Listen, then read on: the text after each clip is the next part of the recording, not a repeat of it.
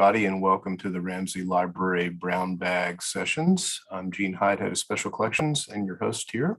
We're delighted to have Blue Buchanan back again. So, Blue? Awesome. Hi, y'all. I'm really excited to be presenting a little bit on some work that has emerged out of my dissertation and out of an article that is forthcoming in GLQ, a journal specifically for sort of queer theory and history. This particular presentation is going to focus on archival work that I've done around the National Socialist League. That is a gay neo-Nazi organization that begins in the 1970s. That said, the implications of what I'm talking about and the application of what I'm discussing is far broader, right? In many ways, what I am looking at is the idea of how powerful groups frame themselves as victims, right? So how is it that groups with structural, historical, material power frame themselves as victims and articulate this sense of victimhood to broaden the categories of sort of whiteness, right? And the claims of whiteness and white supremacy. Okay. Before I sort of launch off into the perhaps more dry stuff, I wanted to share a quote that really got me thinking about this question of whiteness, multiculturalist white supremacy, right? And gay organizing. And this quote comes from James Baldwin from an interview that he did in the 1960s, where he was asked sort of what was different between white gay men coming out, right, and folks of color who were sexually or gender non-conforming, right? And he says, well, their reaction, white folks in general, right, seems to me in direct proportion to their sense of feeling cheated of the advantages which accrue to white people in a white society. There's an element, it has always seemed to me, of bewilderment and complaint. Now, that may sound very harsh, but the gay world as such is no more prepared to accept Black people than anywhere else in society. And why I use this quote to begin this conversation is that much of what I'm going to be talking about is how particularly white gay men see themselves as being torn away from their entitlements, right? That they had a sense of who they were going to be, what they were going to achieve, the things which they were entitled to, and that their identity as a sexual minority suddenly sits at odds with this sort of future and world building. That, paired with some of our other theoretical elements, are going to help explain why we see white gay men discussing themselves as victims and why these men, or how these men manage to manage stigma broadly and position themselves in ways that are incredibly powerful. So I just want to sort of lay out the arc of what I'm going to be talking about, because I've got a lot to cover, right? And especially when we're talking about something as complicated as social movement literature, race literature, sexuality and gender literature, right? We've got a lot to cover. So I'm going to start first with a few takeaways. I'm going to define a few key concepts. I'm going to lay out the time frame of my project and of these particular social movements. Then I'm going to talk about what it means to accomplish inclusion within white supremacy and the implications of that inclusion, okay? And then at the end, I'm going to be working my butt off to make sure that we have a good amount of time for Q&A, okay? Okay. So one of the first things that I want y'all to take away from this presentation today is that the rise of national gay organizations in the United States coincides with the initiation of white reconstruction. This term, right, explored by folks like Dylan Rodriguez, who is in the room today, no pressure at all, is part of what we're going to be exploring. So here, essentially what I'm going to be laying out is how these national gay organizations from their inception have always been shaped by the various demands of white reconstruction. And I'll define what that is in a moment.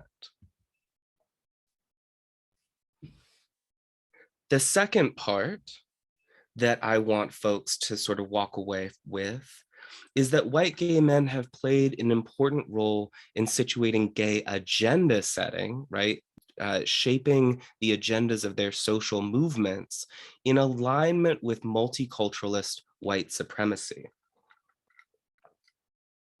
Here, essentially what I'm arguing is that when we actually look at these national gay social movements, they are most often led by and influenced by a culture of whiteness. And this shapes the agendas that they set and positions white supremacy writ large in a way that is increasingly flexible.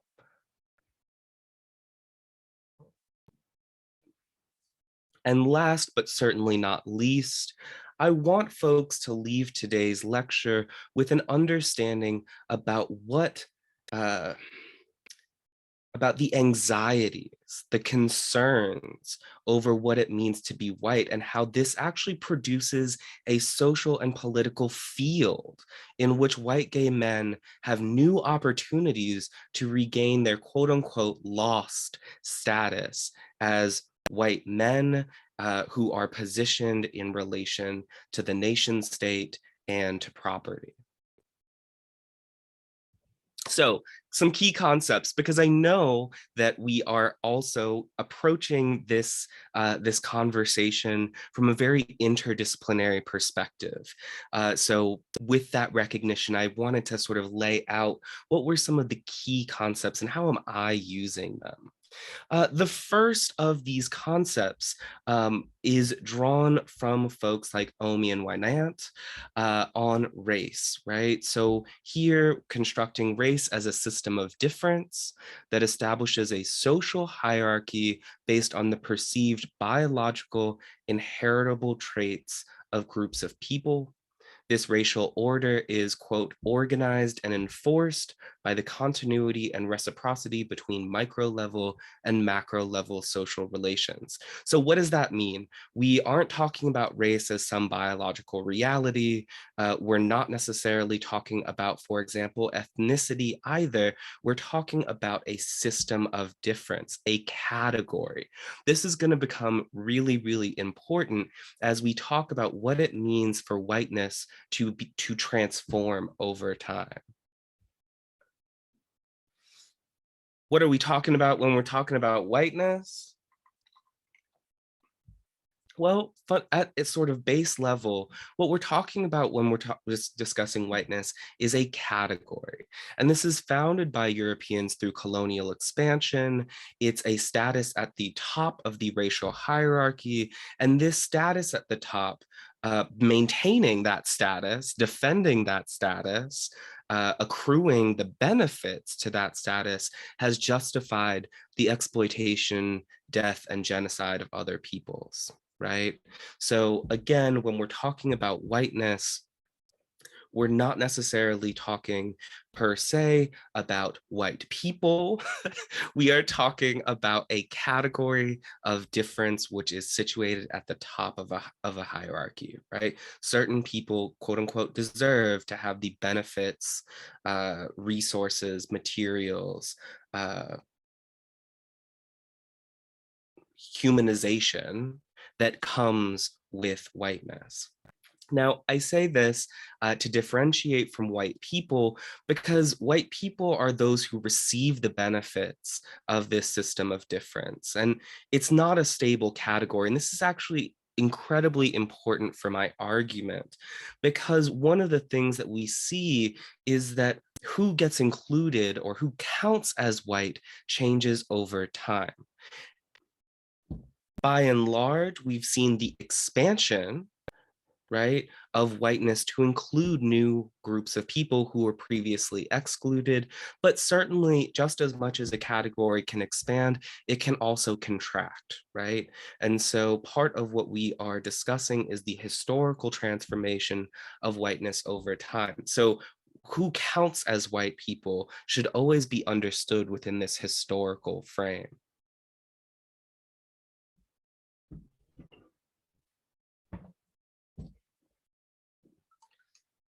Now here, I'm just going to dig in a little bit to what white reconstruction is. And I do actually want to open up space for folks to ask clarifying questions, because I think this, unlike perhaps my definitions of race and whiteness, is something new, something that folks haven't come across before. And this term, as we can see, right, Dylan's work here, refers to an alternative conception and naming of the long half century that is commonly referenced as the post-civil rights period. So part of it is it's a periodization, right? It names sort of this disjuncture, this difference between sort of what Omi and Wynant term racial dictatorship, right? Pre-civil rights. And then they term racial democracy post-civil rights. And part of what Rodriguez sort of allows us to see is that it's perhaps not quite right to term this period post-civil rights as racial democracy, but rather as one of white reconstruction. And as a part of white reconstruction, it refers to a set of ideological and material commitments that, quote, shapes white social and ontological self and world making. Now, I just want to break that down just a little bit for folks, because I know that there are a lot of words up in there, right? A big part of what we are talking about with white reconstruction is that the sort of end of racial dictatorship, right, within the United States creates a huge amount of anxiety and produces the possibility of a wide range of white racial projects where white folks are actively engaged in trying to determine what it means to be white. So that's the sort of ontological part, but also what whiteness should benefit, right? What the social relationships of whiteness should be. So here is where we're talking about white reconstruction, right? A period in which whiteness comes under a new historical set of social forces. I want to check in with folks. Any sort of questions about what white reconstruction is? We've got the chat open.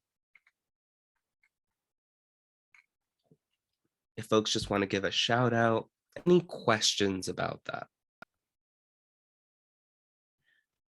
Okay, I've got a question. I notice a parallel between the use of reconstruction in this context and the main other way that we use the word reconstruction historically is to talk about the period following the American Civil War. Can you speak a little bit more about that? Yeah, so I would say folks, right, who've read W.E.B. Du Bois, right, his work on Black Reconstruction.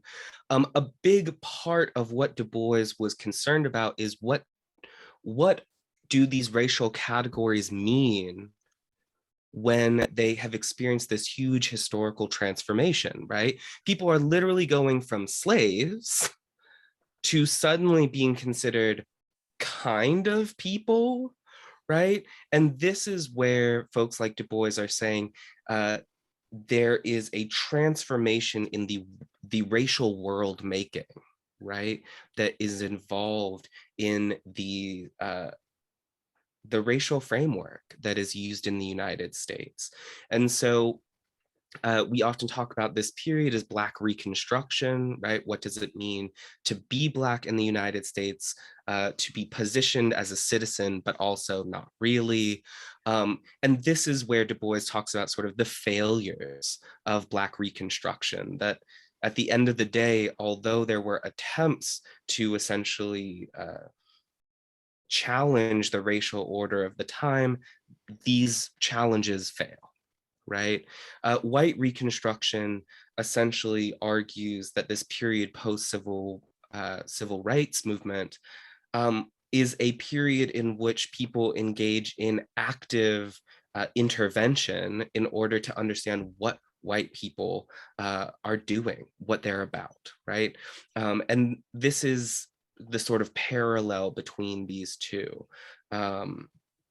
historical time periods. Does that help, Hannah? Yeah, I'm just interested in the sort of inversion of the term, that Black Reconstruction is about reconstituting Black selfhood and liberation, and white Reconstruction is about reconsolidating white supremacy. Boop. Yeah, right.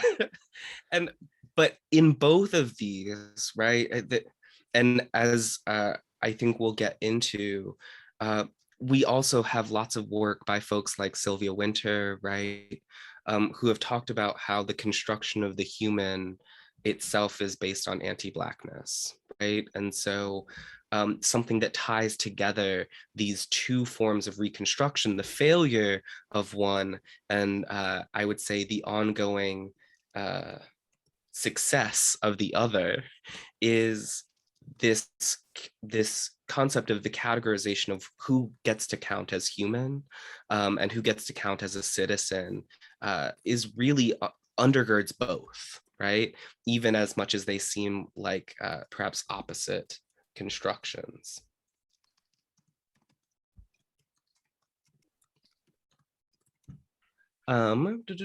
Sorry, I'm just reading in the chat. Lane says, so white Reconstruction isn't referencing to the holding on to of these old ideas. Yes and no, in that just like any good period of time, you still have some folks who are going to hold on to those ideas of white dictatorship. A bunch of the things I'm going to be drawing on today are from gay neo-Nazis. These folks are going to use some old school white racial dictatorship language, right? But they are going to also be deploying this idea that a wider understanding of whiteness, a more flexible understanding of whiteness, should allow them to participate in white supremacy.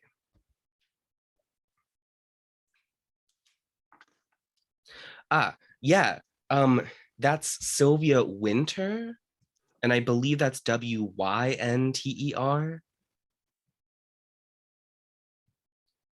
Absolutely.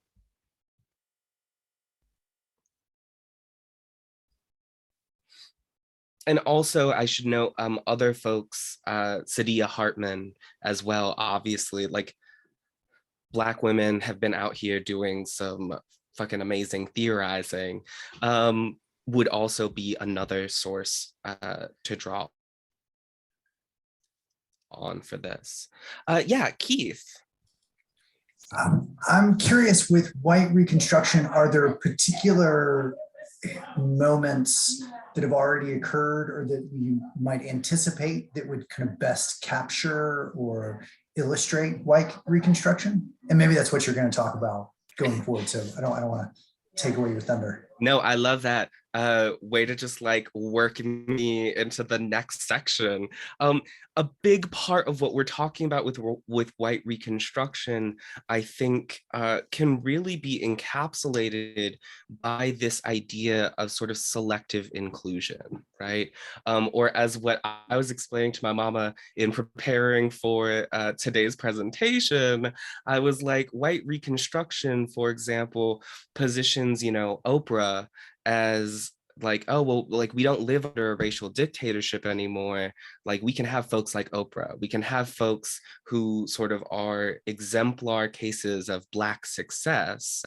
But at the end of the day, not much has changed in terms of the underlying structures which produce anti-Blackness, right? Or which produce the as Dylan Rodriguez talks about, right? Like the logics of genocide, right? So what we get is an increasingly difficult to identify white supremacy. And we actually see this all the time, right? With things like the ongoing debates around CRT in schools, right? Naming race is racist. Is fundamentally a part of this white reconstruction, right? Naming race as a defining structure ignores the fact, or I should say, makes too obvious the fact that people's life chances are still structured by racial difference, right? Something that under neoliberal white reconstruction models, you would not want to emphasize, right? Because here the idea is almost the occlusion of whiteness while whiteness maintains its sort of benefits.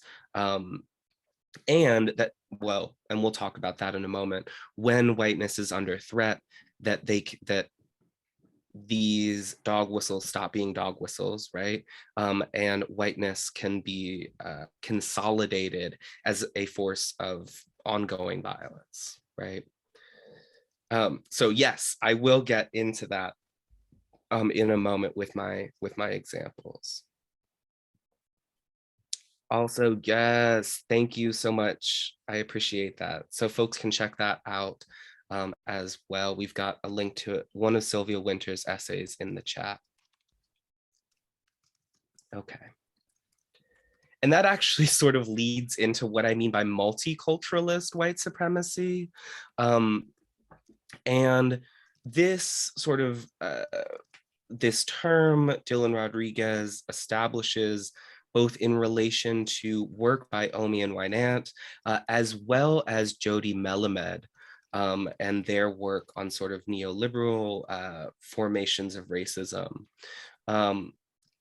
So multiculturalist white supremacy indexes how the logics, protocols, compulsory normativities, and gendered racial violence of hegemonic institutions become increasingly capacious, flexible, and promiscuously inclusive as monopoly-based systems of racial dominance, right? Only us are abolished and displaced, right? So for example, one, I would argue, form of multiculturalist white supremacy can be found in things like pinkwashing, right? Or the use of LGBT rhetoric in order to enforce global imperial war, right? And so that says we're actually going to create or enforce white supremacy under the name of sort of racial progress, right? And so part of what we're talking about with multiculturalist white supremacy is, again, the replacement of monopoly-based systems where it's just not you, right? Nobody who is like you can be a part of these institutions, to selective inclusion.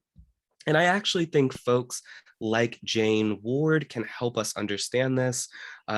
Jane Ward's work on cultures of whiteness in racially diverse LGBT organizations, I think is really insightful, in large part because part of what Ward discusses is how these quote unquote racially diverse LGBT organizations are fundamentally centered around values of whiteness, right? A culture of whiteness. And so that means even when people of color's bodies are represented, their agenda setting is not represented.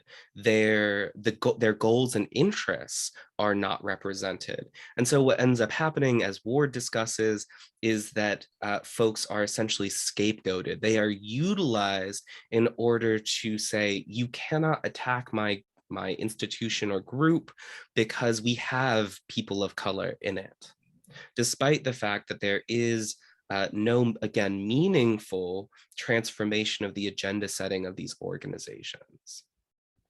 Just to double check, how are folks feeling with multiculturalist white supremacy? Feel like that makes, I mean, yes, the right response is, wow, that makes me feel shitty. But in terms of like grasping the idea, yeah, it's not a good thing. But you're being very clear. I understand what it is.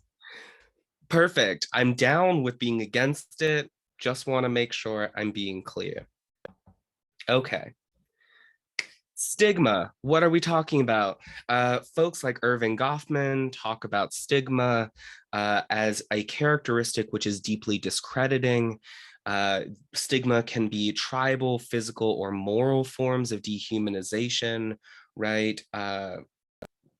So when we're talking about stigma or stigma management, we are talking about how people deal with the attribution of a label upon either themselves or their group as a discredited group.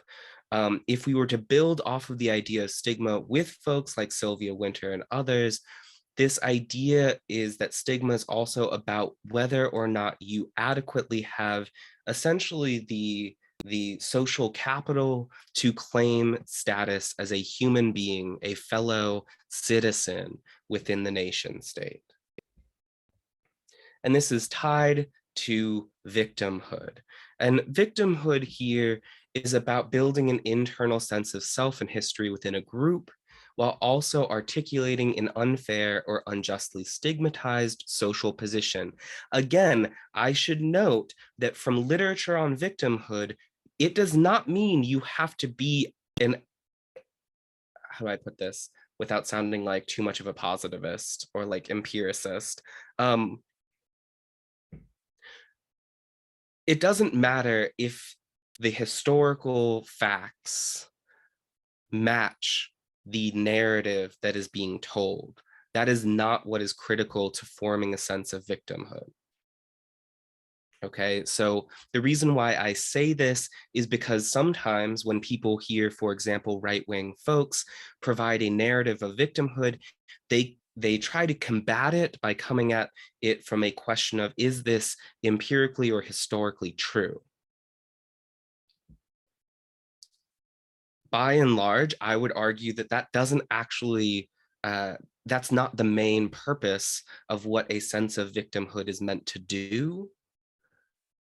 And I would argue that many of these groups, for example, the National Socialist League, learn the sort of development or deployment of victimhood narratives from the left following the civil rights movement, right? So if we want to talk about how, say, the left is coming up with these new terms, is trying to like articulate harm, the right picks this up and uses sort of these same processes. That doesn't make them equally true or equally valid, but they are both being utilized to make sense of the particular position that they are taking. And in fact, a number of scholars who have studied victimhood among white folks in particular have found that victimhood narratives, by and large, are used by folks in positions of power in order to diffuse and divert claims of harm that would lead to structural changes. Doing this would make me like you. It would basically like harm me if you were helped. And this is also important to recognize when the social psychological literature has suggested that, for example, white folks in the United States see the question of race as a zero-sum game. There can be only one, right? If somebody gets more racial justice, then that means somebody else gets less, right? And something that I've found across all of my case studies on the right is this idea of sort of social and political Darwinism, that folks are in a never-ending battle, right, to compete for limited political and social resources. And so any gain is often defined by groups in power as victimizing.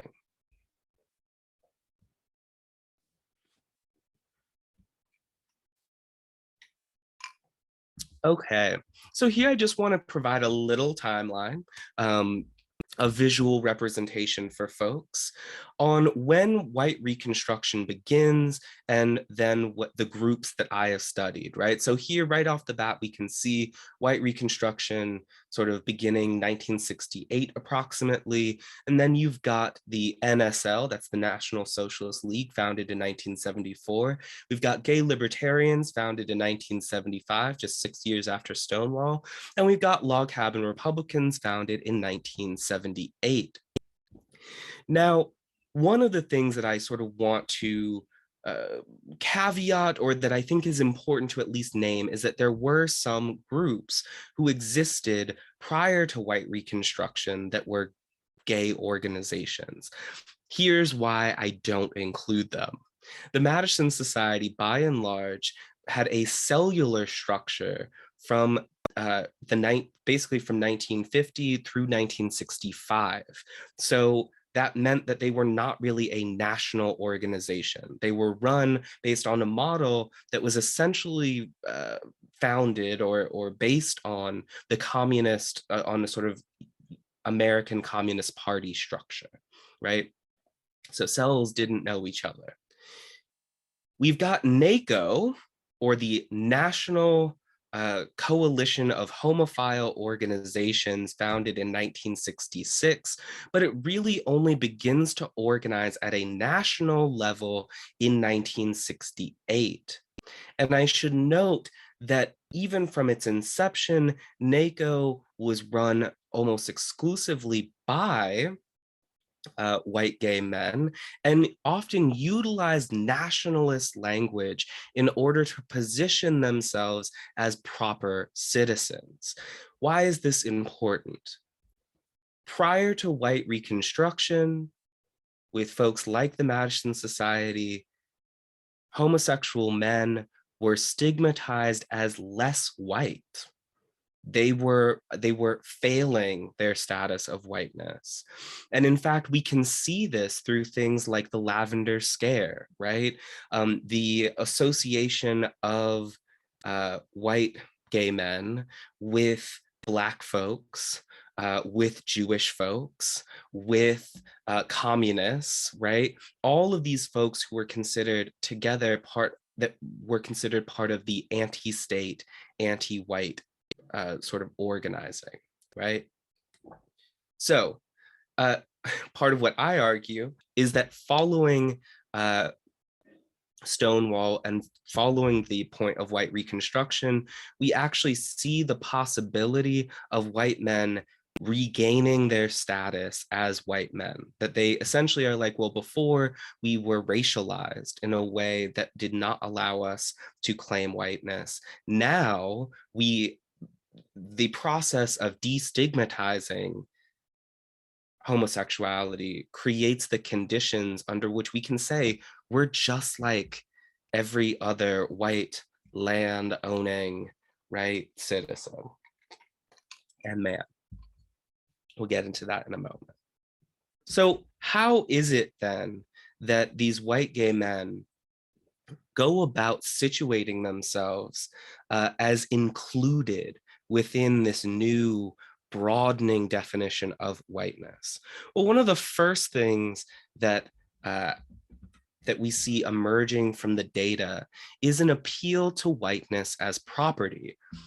For example, the Log Cabin Republicans would essentially say things like, how can you be against us? We are the small business owners. We are the landlords. We are like the folks who benefit the economy, right?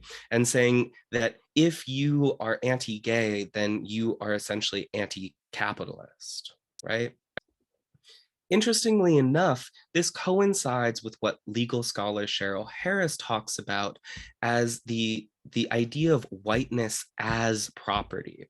And essentially what Harris lays out is that in the United States, from its sort of coalescing through its settler colonial regime, whiteness and property were essentially synonymous, right? In that whiteness was a prerequisite to owning and not being property, right? And so one of the things that I try to identify, or that becomes clear in looking at these archival resources, is that the access of some folks to a framework which argues for property and business ownership as the reason for inclusion is also an appeal to whiteness, right? And so it's not simply an appeal to capitalism, as some might say, but again, the intertwining of this sort of production of capitalism and whiteness as synonymous. In the next few slides, I think I have some quotes from the National Socialist League, and I do want to just put out there that some of that can be relatively hard to hear or to look at. It's a tough set of documents, and they are quite racist, as you might expect.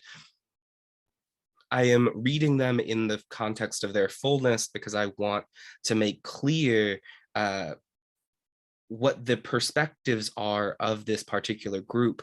I should note, though, that what I am talking about here, again, are patterns that can be found across groups, right? Both the Log Cabin Republicans and the Gay Libertarians are doing similar things, but they often don't demonstrate them or don't lay them out anywhere near as blatantly. Right?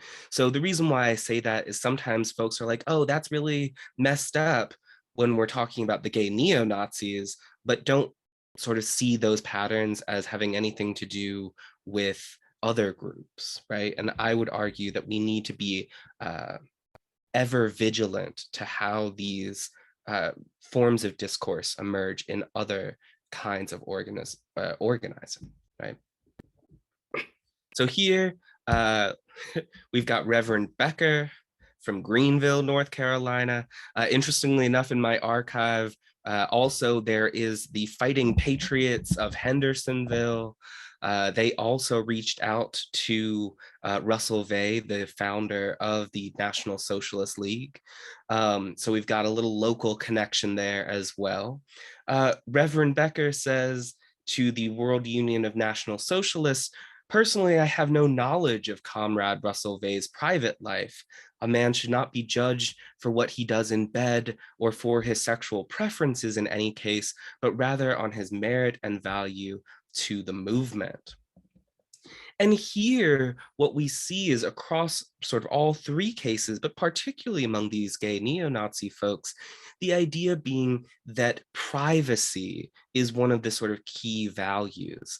And again, this idea that the sexual nonconformist is somebody who does their sexual nonconformity in private, out of the public eye, and yet maintains all of the heteronormative, homonormative, right, functions in society, right? So as long as you're out there for the white racial struggle, then great. What you do in bed doesn't matter.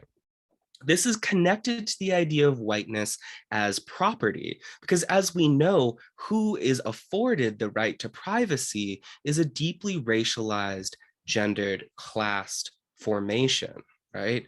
One of the things that I teach when I am teaching my Soc 1 class, we're talking about things like deviance. are things like drug use, right? So crack cocaine, for example, approximately 2/3 of the folks who use crack cocaine in the 80s were white folks, but disproportionately folks of color, and in particular Black folks, were arrested, incarcerated during this particular regime. Why? Well, a major part of this is about who has the right to privacy, who is doing things in public versus who is doing things in their home. The way I like to talk about it with students is if you're doing your drug use on 5 acres of land, nobody, right, is going to call the police on you. That's different than if you're doing it on the corner. Right? So privacy itself is deeply connected to the concept of property and the ability of one to do activities in private.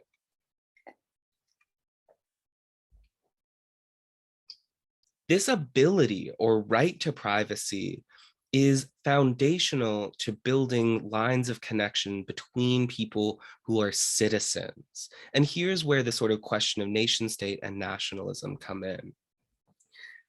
Here I draw from folks like Dana Nelson, who wrote a book on essentially the imagined fraternity of white men, and argued that the United States as a settler colony essentially brought together Frenchmen, German men, British men who did not understand themselves as similar at the time, right? And so part of what Nelson argues is that this is one reason why we see the United States crafting a sense of a unified identity around white men. And this sort of fraternity of white men is one of the enormous bases for the language of victimhood. Who is being victimized? White men are being victimized, right? I hope that nobody is watching Tucker Carlson, but if you do, for whatever reason, you will see all kinds of language about, right, harm to white men. Interestingly enough, we also coincidentally see this in the works of the National Socialist League. Here, this is the number 5 bulletin on their credo, their manifesto, where they say these are things you need to believe in order to be a National Socialist. They say, far from needing to beg forgiveness from the non-white world, our race deserves the world's gratitude as light giver of civilization, founder of the concept of representative government, father of science, explorer of the planets and Earth's master architect, painter, sculptor, poet, and musician, and that liberal historians, try as they will, cannot hide this truth. Again, the framework or sort of fundamental understanding is that there is a historical connection between these different sort of ethnic groups that ties them together as a master race. I should note that the NSL also positions white gay men as a part of this fraternity. They say, well, we are still a presentation for a different day on the anti-femininity that's involved in all of this, but like, we are better than women and we are more like y'all because of our shared status as men. Okay, running low on time because I do want to leave some questions.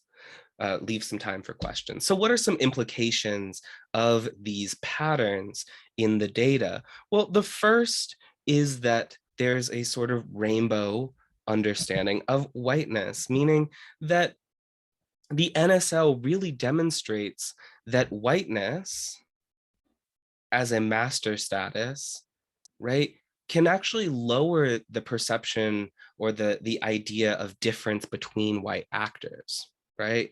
And so people are essentially willing to look the other way, particularly around behavior that is in private, in order to advance white supremacist organizing. In addition to this, one of the things that it also creates is a possibility for an American form of multicultural fascism, right? a lot of folks these days have asked, like, how did we end up with folks like Milo Yiannopoulos? Well, these groups have been positioning themselves under a broadening tent of whiteness for a very long time. It's not that Milo just sprung fully formed from the dark recesses of 4chan, but rather that even groups like the Log Cabin Republicans have used, for example, their position as a national gay organization to argue for gay folks' role in imperial white supremacist violence, right? Saying this is necessary and good. In addition, we also see folks like non-gay white supremacists recognizing and actively naming that including gay men within these groups does political work. It makes it hard, as a number of these folks have noted, to identify groups as white supremacist, because they say, how can we be white supremacist? We have insert sort of exceptional figure, right? So for example, one person was talking about Pim Fortune, a very prominent European sort of neo-Nazi and fascist and gay man who was very flamboyant. And they said, you know, I personally don't like Pim Fortune, but he does a great job of making us look difficult to identify, right? In addition, the inclusion of white gay men is about stigma management. Here, folks like the NSL argue that there can, in fact, be a national homosexuality, that homosexuality can be turned to the benefit of whiteness.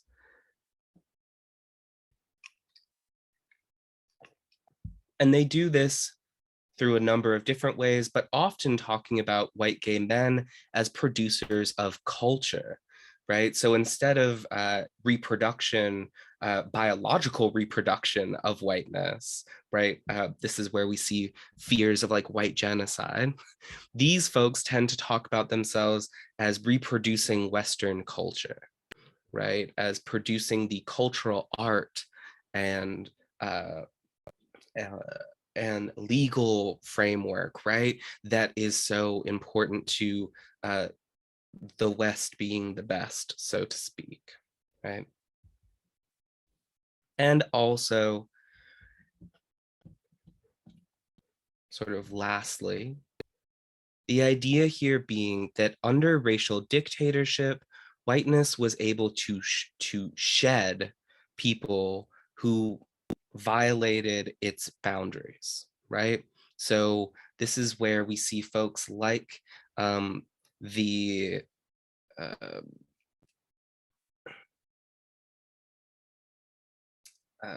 goodness, my brain is just like completely just boop. This is where we see folks basically being racialized, right, as non-white because of their sexual nonconformity. Under this sort of white reconstruction, we instead see that fears and anxieties about whiteness mean that shedding people who are not helpful, right, or who don't fit the pattern is not useful for coalescing white power. Instead, we see a move towards broadening the tent of whiteness for fear that continuing down that path of narrowing actually is going to lead to less white strength over time, right? So don't get rid of these folks who might be problematic or who might not have been included under racial dictatorship. We need to have a flexible apparatus that is going to ensure that white supremacy continues to be as unassailable as possible, right? And this is intimately a part of this this white reconstruction. And I do want to note, for folks, right, this idea of common cause. So Robert Depew, founder of the Minutemen, said in a 1977 edition of The Advocate that his time in prison changed his thinking. Quote, he now sees no reason why homosexual men cannot, quote, join the ranks of embattled white patriots. This idea being that just because somebody is not able to, or is has some form of sexual difference does not necessarily mean they do not share a common material and ideological interest in maintaining white supremacy, right? So saying that there's no clear reason from, say, the founder of the Minutemen for why these folks should not be included under this new widened multiculturalist white supremacy. And with that, I am done with my presentation, and I'd like to open it up for questions.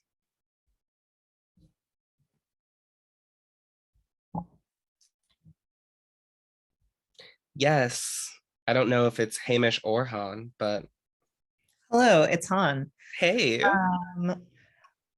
As you were speaking about the expansion of multicultural whiteness, it kept bringing to mind for me the shift towards sort of the like performances of non-racism in white supremacist groups. Like the majority of local KKK websites now have some sort of statement about how they don't think white people are better than anybody else. They just really love them.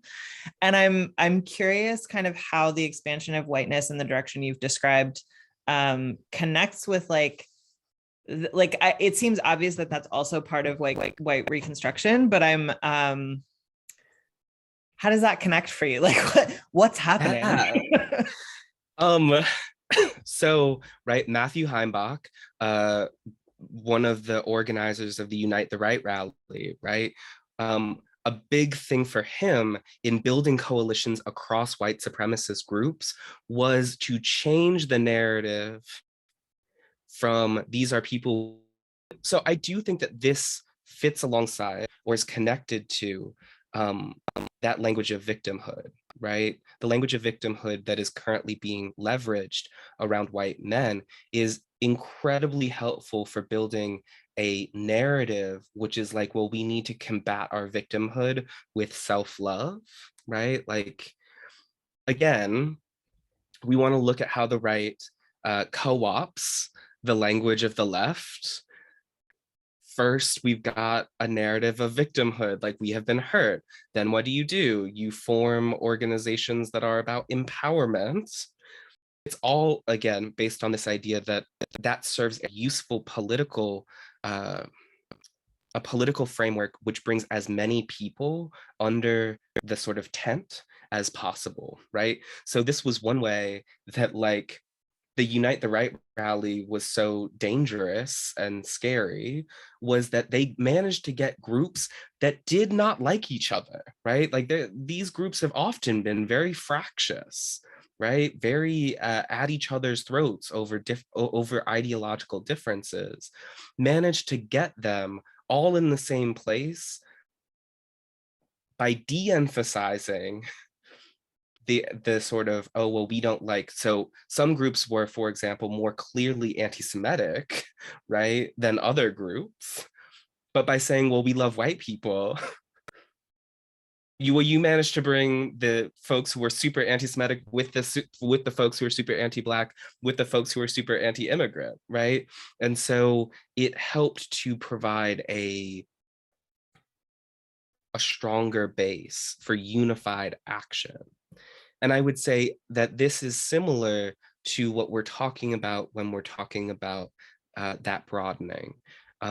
White gay men can be a part of a project which in many ways is inimical to their interests by having those interests reframed as a common shared language of grievance and harm. We have been hurt, you've been hurt, let's all get together and act in really terrible, scary ways, right? This is how we can get the log cabin Republicans endorsing Donald Trump while also having evangelicals be like, we've never had more gains in anti-LGBT policies than under Trump, right? So like, that's how we can get this almost completely flipped, right, figure who is both also the most evangelical friendly president, right? Which, to be honest, is a political magic trick, and one that we should absolutely be aware of in the future. Other questions? Yeah. Thank you so much for this. I feel like there's a lot to take in, and I'm looking forward to the recording so I can like reprocess and the article.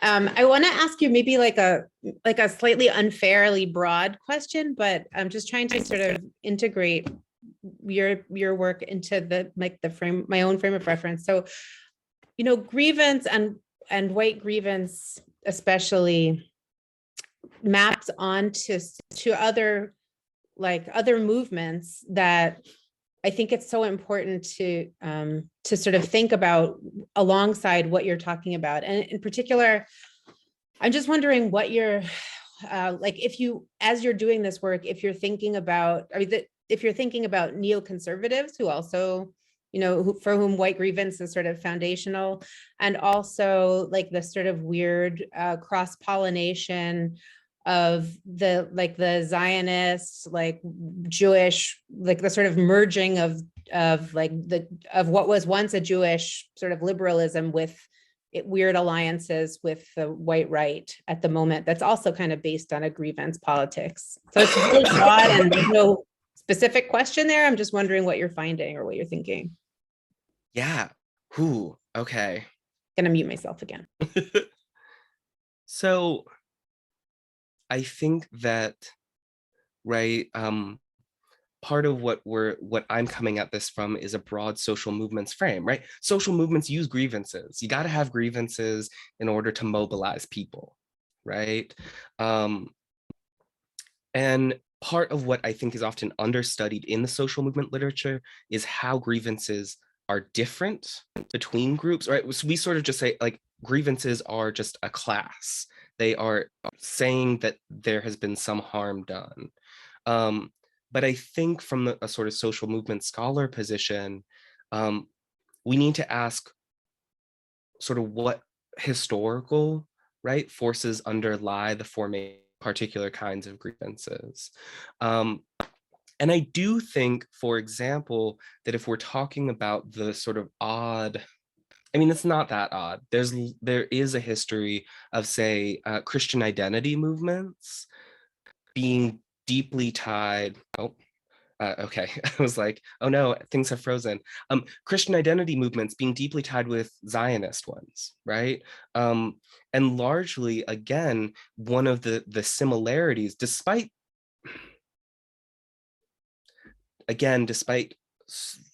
surface differences, is this belief in an ethno-state, right?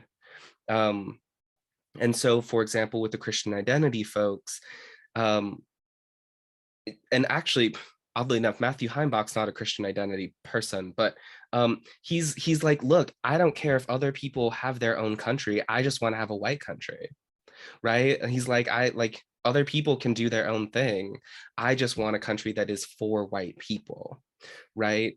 And so I do think that one of the things that I have been studying is how, so in social movements, we talk about frames, right? In order for a social movement to effectively recruit, it has to have a frame that resonates with its public, right? With an audience.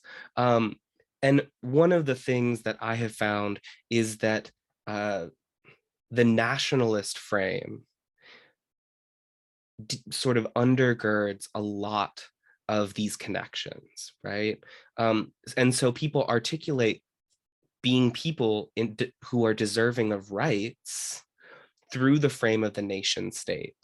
And as such, right, often do so by, I think, sometimes really explicitly defining who it is that they imagine are citizens with them, right? And so that's where you get folks like say you're Zionist and you're Christian identity person, being like, even though we don't want to be a part of each other's ethno-state, the ethno-state is absolutely an acceptable idea or framework, right? So yeah, I don't know. Does that sort of, so basically what I'm saying is, I know that we've had a sort of turn towards the transnational in talking about like, oh, nation states aren't so important anymore, right? Because, you know, everything is about these sort of global international formulations. And I think that that is certainly true. For example, the Nazis learned a lot of their policies from the United States. So we can talk about these overlaps. I do think that there is something very important to the nation state itself, and we continue to see that importance more than ever right now, as the contradictions of modernity haven't been resolved, right? And so those contradictions keep coming up, and I think right now we're having a moment where we're realizing that like nationalism is a huge thing. And even when folks like say the far right Hindu nationalists don't agree with somebody like Trump because they don't have the same culture or like conception of racial difference, or these, they are absolutely willing to take those tools and apply them, right, in order to gain recruits, in order to mobilize actors, right? And so maybe that's part of what I'm saying is that I think we need to really wrestle with the concept of nationalism more more substantively. I think that we haven't I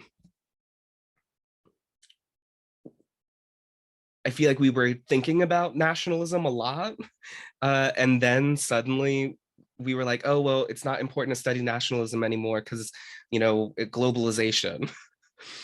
And it's like, well, but we didn't actually resolve the question of what's going on with nationalism. And so when it rears its head again and we go, wait, you know, why are folks in Poland marching in the street for like Polish far right organizing?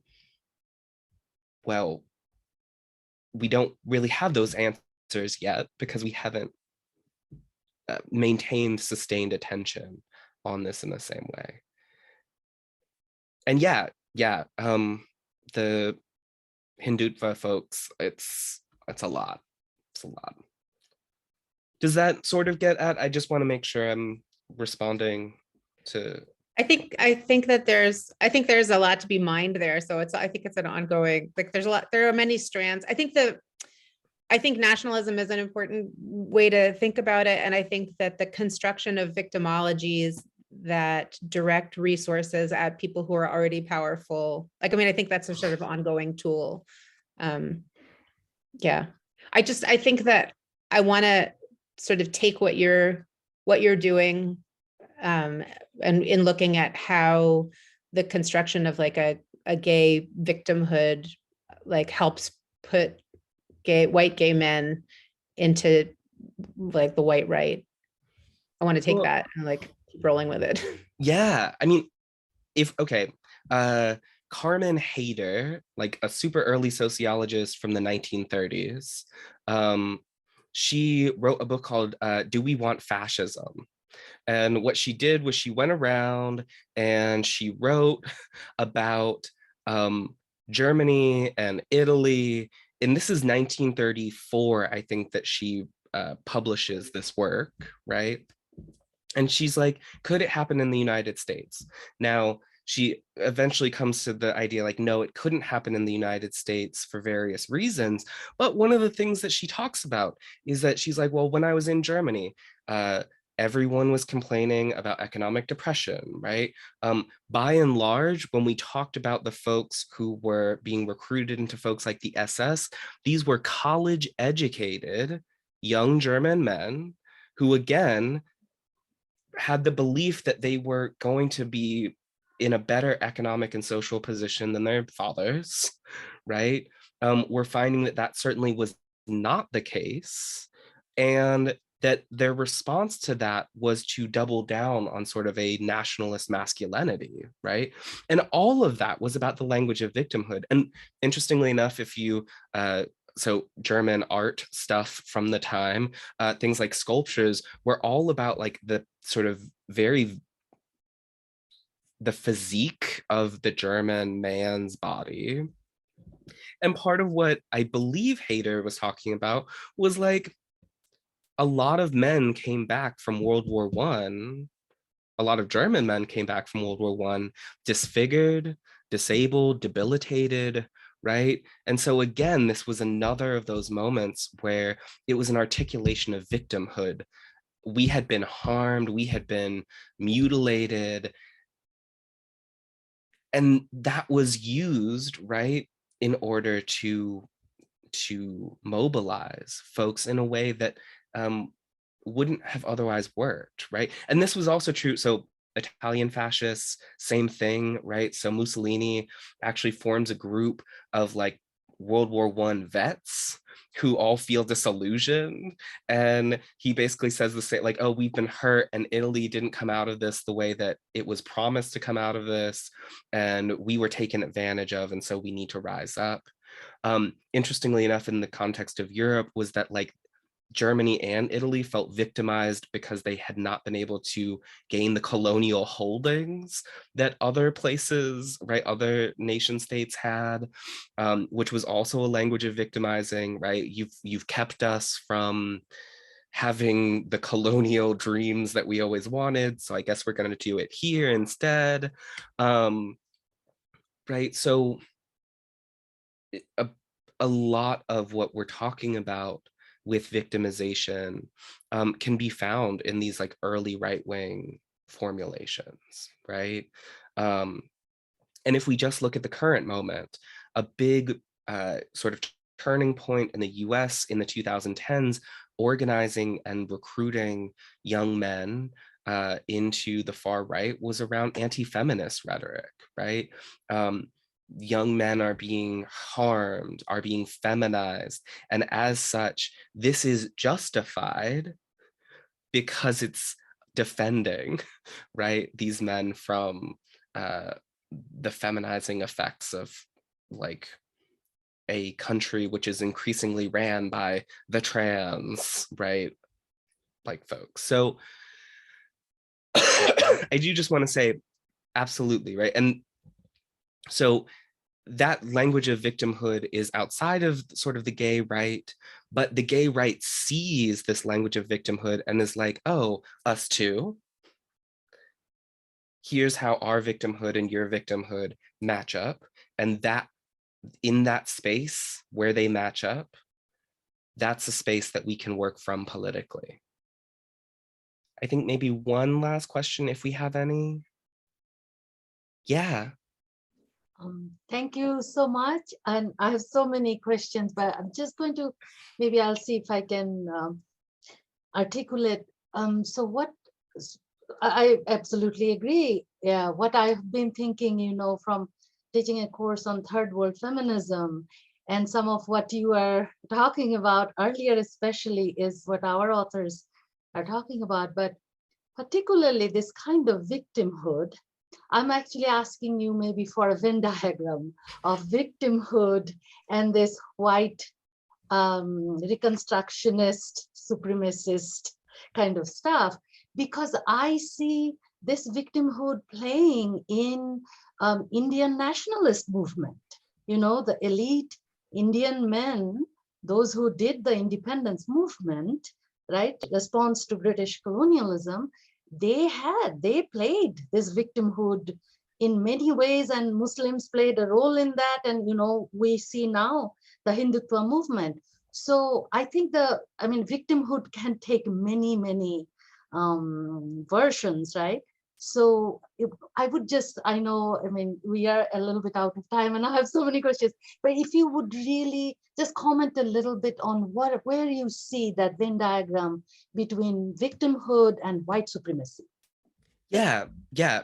So obviously not a perfect circle, because lots of people who have been harmed by white supremacy have narratives of victimhood, right? In fact, if we were to look at one of my sort of favorite Black anti-colonial thinkers, right, Frantz Fanon, like Fanon is saying like there is like the violence of colonialism victimizes, dehumanizes, right, those that it touches.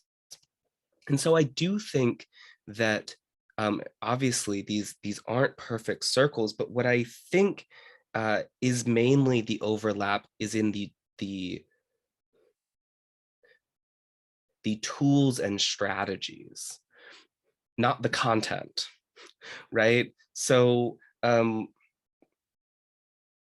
when folks, and I would say particularly among folks who have a changing status, right? You go from sort of say colonized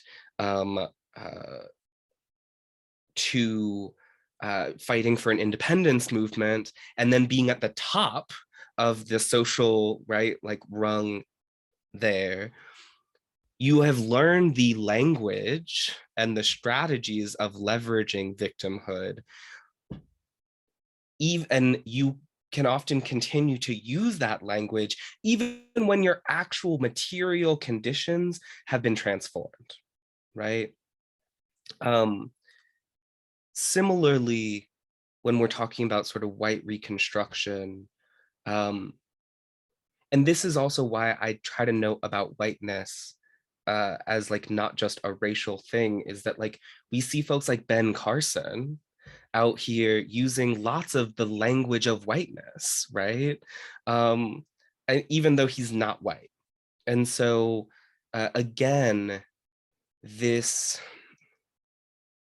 there is an overlap in the Venn diagram where folks, again, so from a social movement scholarship perspective, there's a lot of isomorphism between groups, meaning that if a strategy worked over here, another group is going to basically use the same strategy. And the reason why is it takes a lot of work to come up with new strategies or new frameworks for organizing people, right?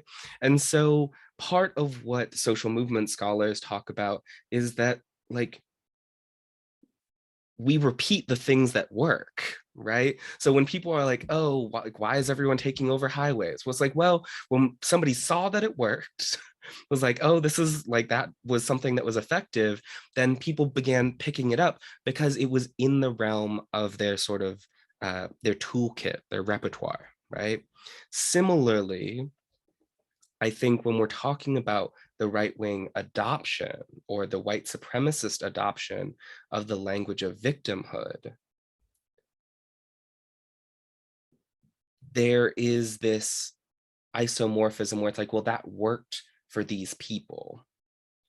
And we actually see folks like, I believe it's Herbert Gans, who talks about symbolic ethnicity, right? So for example, like Irish folks, Italian folks have like this resurgence in ethnic identity in the 60s, after they had worked so hard to like be included in whiteness, because as Gans argues, they were like, oh, these other people are articulating that they deserve support because they are different.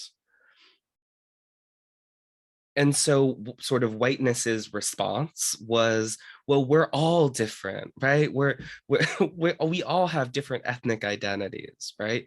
And so things like the creation of St. Paddy's Day in the United States is sort of connected to this resurgent idea of like a white ethnic identity. The number of people who claim to be Irish is way more than the number of like theoretically Irish people in the United States. It's really right about this this performance of saying I am part of a special group, right? And that is important in that like whiteness again is not necessarily a set of cultural practices, right? And in many ways, a lot of folks have talked about whiteness as as a death cult, right? As a sort of like,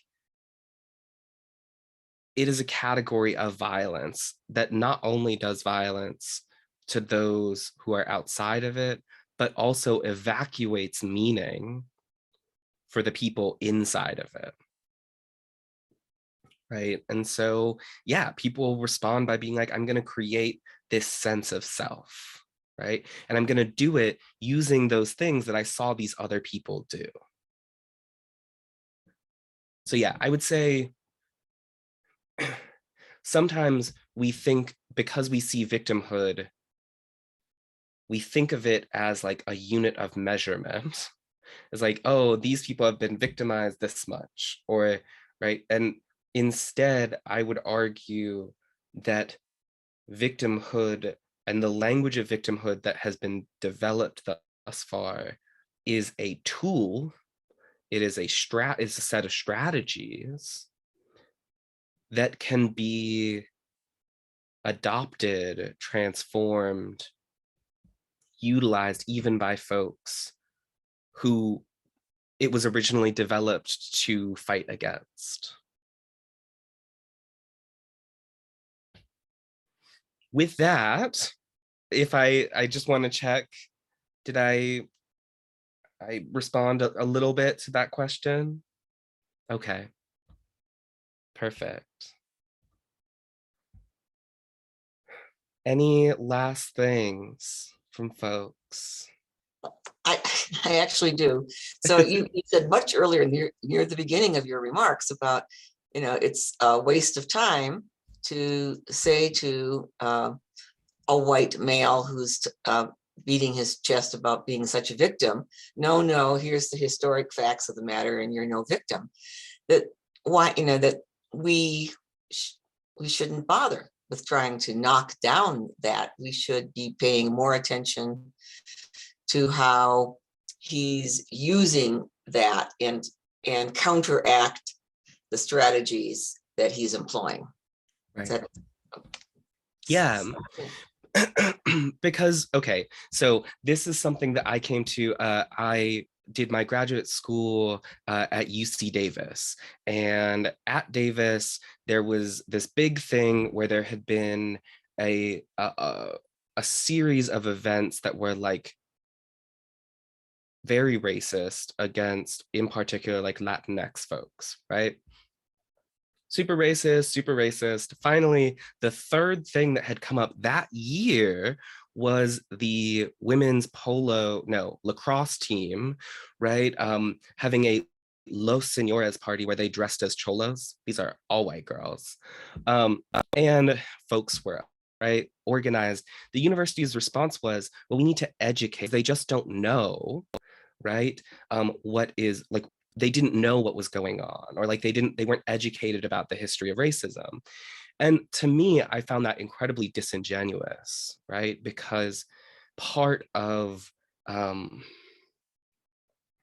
what we are actually seeing there is a display of power, not of knowledge, right? And folks like Rory McVeigh, who studies the KKK, has an article where he talks about structured ignorance. Who gets to be ignorant? How is ignorance structured? Because this idea that people don't know is actually like a part of the social fabric itself. And so really this idea that they needed educating, it wasn't going to do anything to transform the power relations which made it possible for them to do that, knowing that they wouldn't have any real sort of material repercussions, right? And so trying to get somebody who gets material benefits, right, who is trying to accrue or consolidate power, and being like, no, that's not true. It doesn't matter.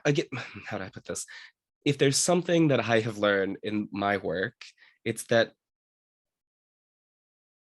oftentimes we need to recognize that there is a cosmology, right? A sort of structure of meaning.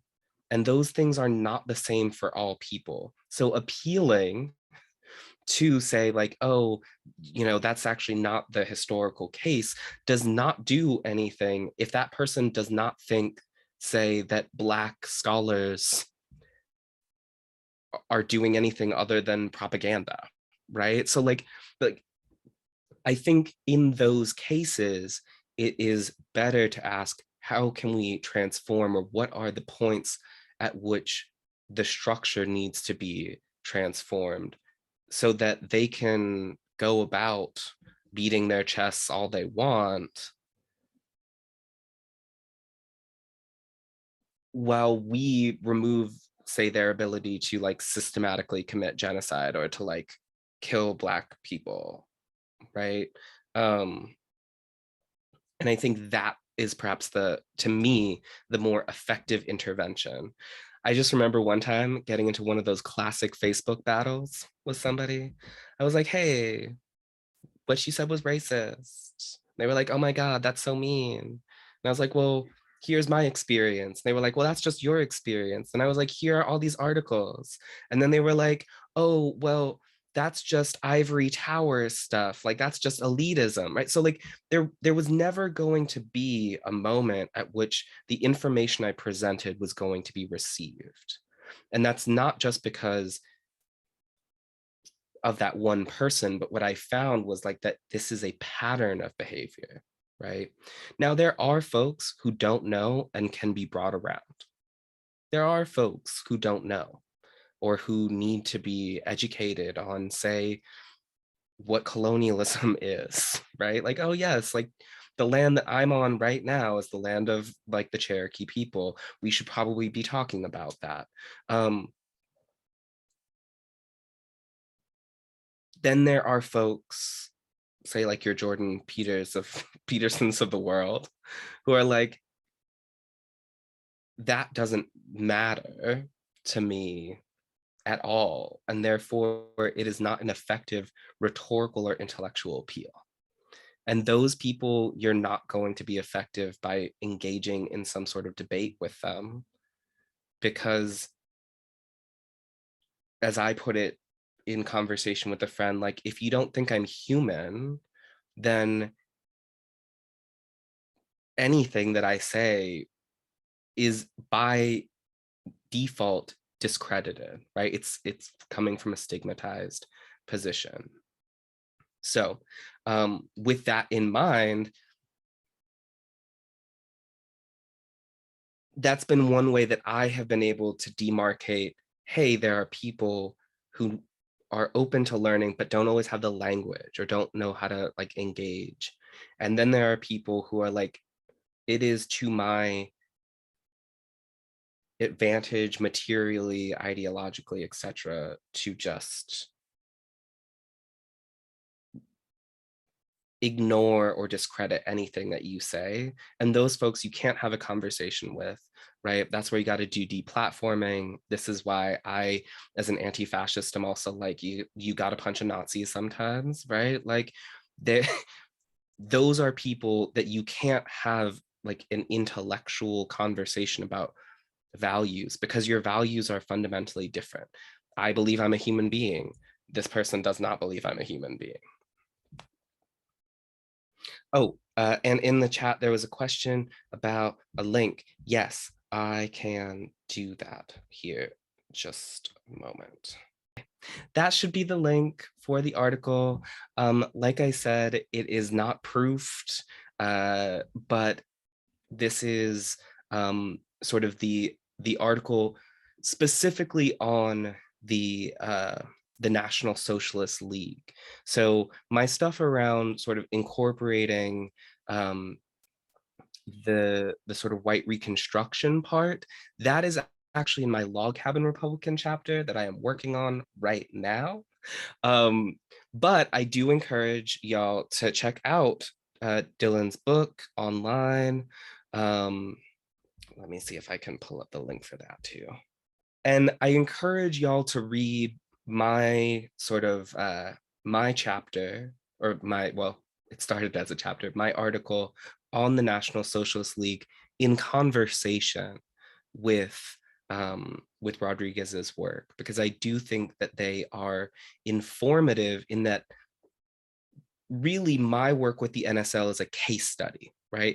It's digging in to what the NSL argues, why it thinks the way that it does. I think that that is helpful when thinking about white reconstruction, because it helps us identify that sort of how and where that this capacious, flexible form of white world making, right? How that plays out, particularly in groups which are simultaneously marginalized and, right, occupy positions of power. With that, Jean, do you want to close this out? Thank you so much, Blue. That was clearly the best Q&A session we've had at a Brown Bag in a long time. Thank you so much for this. This is great. And it's typically taking Ken a week or two to get the recording up, but I'll let you know. I know a couple of folks were interested in it. And thank you so much, everybody. Awesome. Perfect. Thank y'all.